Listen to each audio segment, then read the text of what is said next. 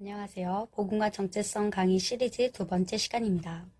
2과 복음과 정체성의 기초입니다.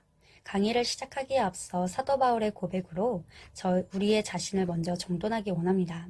우리가 나누는 복음과 정체성 강의 시리즈 내용은 완전히 새로운 것을 나누는 것이 아니라 이미 지식적으로 알고 있는 바를 나누는 것입니다. 하지만 지식을 다 아는 것이 정작 삶에 적용되지 않기 때문에 저와 여러분이 다 안다고 말하지 않고 더 갈망과 겸손함으로 배울 때마다 기쁘게 배우실 것을 축복합니다. 주제 말씀인 요한복음 1장 12절 말씀을 읽으면서 시작하겠습니다. 영접하는 자, 곧 그 이름을 믿는 자들에게는 하나님의 자녀가 되는 권세를 주셨으니. 아멘. 첫 번째, 예수님은 누구이실까요?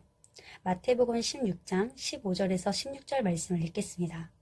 이르시되 너희는 나를 누구라 하느냐?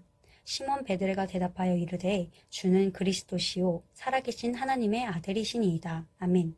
예수님에 관해서 16절 말씀으로 자세하게 다루겠습니다. 첫 번째입니다. 16절을 보면 예수님을 그리스도라고 말합니다.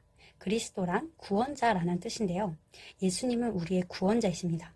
모든 인간은 절대로 예수님처럼 구원자가 될 수 없습니다. 우리가 우리 스스로의 죄를 씻을 수 있었다면 예수님이 죽고 부활하실 이유가 없으셨고 일과에서 나눈 것처럼 하나님께서 우리에게 옳고 그름을 가르쳐주는 수고를 하실 필요가 없으셨습니다. 구원이란 무엇일까요? 단순합니다. 예수 그리스도를 믿었다는 이유 하나로 정체성이 회복되고 우리의 과거, 현재, 미래의 죄가 씻어졌음을 말합니다. 오직 예수님만이 우리 모두의 구원자이기 때문에 우리 모두는 예수님을 우리의 구원자로 믿어야 합니다. 두 번째입니다. 16절을 보면 예수님을 주인이라고 말합니다. 예수님은 하나님 나라에 대해 말하셨고 하나님 나라를 깨달은 사도 바울이 구원의 복음을 저술했습니다. 우리가 만약에 예수님을 구원자로만 믿는다면 구원의 복음에 머물게 되는데요. 예수님이 말하신 하나님 나라는 구원의 복음에만 머물러 있지 않습니다. 하나님 나라의 구원의 목적은 예수 그리스도를 주인으로 믿는 것입니다. 만약에 구원의 복음이 전부라고 생각한다면 하나님이 주인이라는 인식, 하나님의 다스림과 통제를 받는 인식 자체가 없기 때문에 삶의 주어와 삶의 주인이 내가 됩니다. 하나님이 주인이라는 인식은 나의 돈, 직업, 가정, 시간, 나 자신조차도 내가 주인이 아니라 하나님이 주인이기 때문에 주인의 다스림과 통제를 기쁨으로 받는다는 인식입니다. 그러면 구원의 복음이란 무엇일까요? 하나님 나라 복음에 들어가는 문이라고 할 수 있습니다. 우리가 집 문을 열고 집 안으로 들어가면 각 가정마다 규칙이 있듯이 구원의 복음이라는 문을 열면 하나님 나라의 주인이신 삼위일체 주님만 따르고 순종하게 되는 것입니다. 우리가 주님을 진짜 내 삶과 생명의 주인으로 인식한다면 변질되지 않고 살아갑니다. 신명기 12장 8절 말씀에 각자 자신의 소견대로 산다는 것이 바로 하나님을 주인으로 인식하지 않고 사는 모습입니다. 세 번째입니다. 16절을 보면 예수님을 하나님의 아들이라고 말합니다. 아들이란 삼위일체 하나님 중에 성자 하나님을 의미합니다. 에베소서 2장 19절 말씀을 읽겠습니다. 그러므로 이제부터 너희는 외인도 아니요 나그네도 아니요 오직 성도들과 동일한 시민이요 하나님의 권속이라. 아멘. 누구든지 예수님을 하나님의 아들로 믿으면 예수님처럼 하나님의 아들, 딸, 자녀가 되고 하나님의 가족이 됩니다. 두 번째, 복음이란 무엇일까요? 일과에서도 간단하게 나누었던 것처럼 복음이란 예수 그리스도 자체를 말합니다.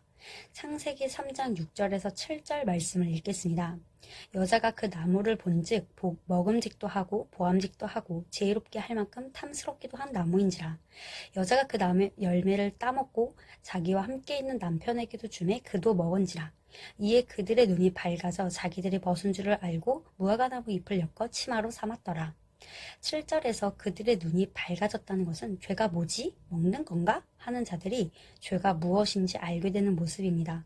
또 이들은 무화과나무 잎을 엮어서 벗은 몸을 가렸는데요. 이것은 자신의 노력으로 하나님이 주신 것을 대신하려는 모습입니다. 죄를 선택한 이들에게 하나님이 보이신 모습은 어떠셨나요? 창세기 3장 21절 말씀을 읽겠습니다. 여호와 하나님이 아담과 그의 아내를 위하여 가죽옷을 지어 입히시니라. 아멘. 가죽옷이란 원시 복음으로서 예수 그리스도를 의미하는 상징적 표현입니다. 요한복음 3장 16절 말씀을 읽겠습니다. 하나님이 세상을 이처럼 사랑하사 독생자를 주셨으니 이는 그를 믿는 자마다 멸망하지 않고 영생을 얻게 하려 하심이라. 아멘. 하나님은 아담과 하와에게 가죽옷이라는 복음을 주실 때 아담과 하와를 정죄하거나 혼내지 않으셨고 벌하지도 않으시고 친절하게 대하십니다. 하나님의 성품에는 사랑이 있는데 최고의 인격 존중을 보이십니다. 하나님은 죄를 미워하시지 죄를 짓는 존재는 사랑하십니다. 로마서 13장 14절 말씀을 읽겠습니다. 오직 주 예수 그리스도로 옷 입고 정욕을 위하여 육신의 일을 도모하지 말라. 아멘. 복음은 하나님 아버지의 인격적인 사랑입니다. 성경이 노골적으로 복음이 하나님의 인격적인 사랑이다 라고 말하고 있는데 땅에 기근해 온 것이 하나님의 벌이고 저주라는 말을 한다면 비성경적이고 복음이 아닙니다. 땅에 기근이 나는 현상들은 인간의 미성숙함의 결과입니다. 하나님은 인격 존중의 끝판왕이십니다. 만약 삼위일체 주님이 인간이 미성숙하다고 땅에 기근을 주고 벌하시는 분이라면 우리가 원망이라는 죄를 짓거나 작은 실수를 보였을 때 이미 이 세상 사람이 아니었을 겁니다. 바울은 창세기에 보이신 하나님의 사랑을 깨닫고 우리에게 알려주었습니다. 하나님은 우리가 무엇이든지 깨달을 때까지 기다리시고 용납하시면서 우리의 정체성에 대해서도 꾸준히 말하시고 가르쳐주고 계십니다.